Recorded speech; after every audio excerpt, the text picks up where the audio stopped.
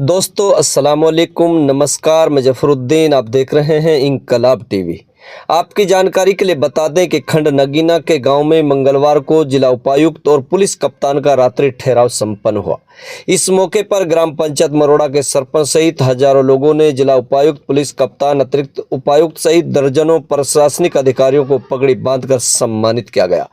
इस अवसर पर सभी विभागों के अधिकारियों ने अपने अपने स्टॉल लगाकर लोगों की समस्याओं का समाधान मौके पर ही कर दिया।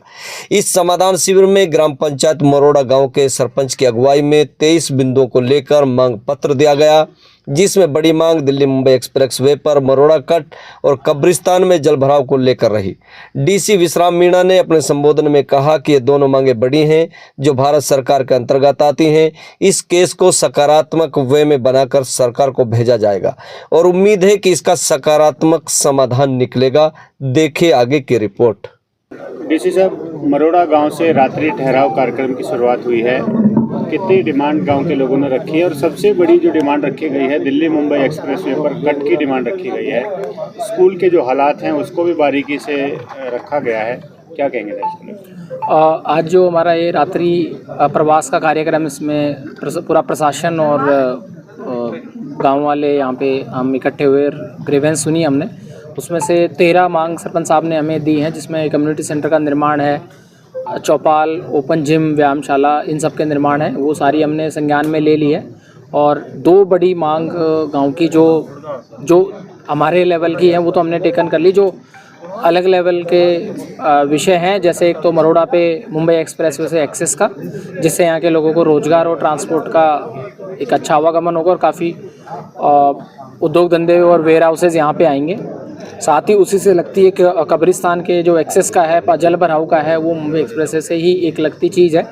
तो कल ही हमने रोड सेफ्टी की मीटिंग है, जिसमें NHAI जो मुंबई एक्सप्रेस को देखते हैं उनके अधिकारियों को भी बुलाया हुआ है वैसे ही। और आज चूँकि ये विषय आया तो कल मैं उनको फ्रेशली एक बार टेकअप करूँगा, क्योंकि ये भारत सरकार लेवल के विषय हैं। तो हम जैसे ही विषय स्थिति से मैं खुद अवगत हूँ, मैं इस रोड से मेरे को भी कई बार आना जाना रहता है, तो मुझे भी आवश्यकता महसूस होती है कि नूह में जैसे उजीना पे हम लोग सिर्फ जब इधर से जा रहे हैं जिरका से तो हम निकल ही सकते हैं, पर अगर मैं फरीदाबाद या गुड़गांव से आऊँ तो वो मेरे को नूह में एक्सेस नहीं है।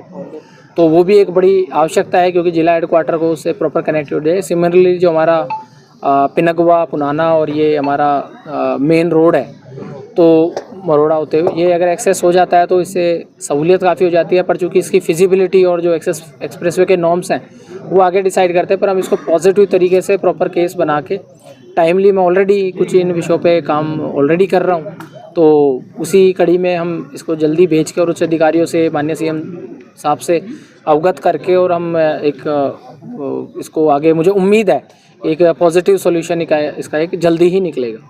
सर, रात्रि ठहराव का जो कार्यक्रम है, जिनमें जन सुनवाई हुई, किस तरह की समस्याएं निकल करके सामने आई? कोई डेडलाइन तय की गई है कि कब तक इनका समाधान कर दिया जाए? जो आज हमारी लगभग 21 ग्रीवेंस तो आई है, जो नागरिकों की तरफ से आई है, और फिर कुछ जो सामूहिक ग्रीवेंस है जो सरपंच साहब और मौजूद व्यक्तियों की तरफ से आई है वो है। तो इसमें परिवार पहचान पत्र से भी है, रोड निर्माण से है, शिक्षा से लेके 4-5 ग्रीवेंस आई है, जो कि काफ़ी एक एरिया है जिसमें हमें देखने की ज़रूरत है। तो इनमें जो समय है, हमने इसमें नया वो करा है कि हम समाधान शिविर का जो पोर्टल है उसी को हम इसमें इस्तेमाल कर रहे हैं और उसी पे पोर्टल पे चढ़ाया जा रहा है। इनको भी हम उसी तरह से ट्रीट कर रहे हैं जैसे 10 से 12 मेरे से या मेरे SDM से समाधान शिविर के समय में आके मिलते हैं नागरिक। उसका उद्देश्य ये है कि वहाँ पे हम टाइमलाइन जो तय करके, वहाँ जो हमारा शिविर के टाइम जब मॉनिटर करते हैं वहीं से हम इसको मॉनिटर कर लेंगे और कोशिश करेंगे कि इसके एक अलग, उसी पोर्टल में एक अलग लिंक हो जो रात्रि प्रवास का, सो दैट और भी हमें ट्रैकिंग का जो है कि किसी विभाग ने कितनी समय सीमा दी है। कई विभागों ने आज ही, जैसे एक परिवार पहचान पत्र क्या है उसकी आमदनी का था, तो हमने अभी टीम भेज दी है। हमने वादा किया कि हम यहाँ से जाएंगे उससे पहले टीम हमारी रिपोर्ट लेके आ जाएगी।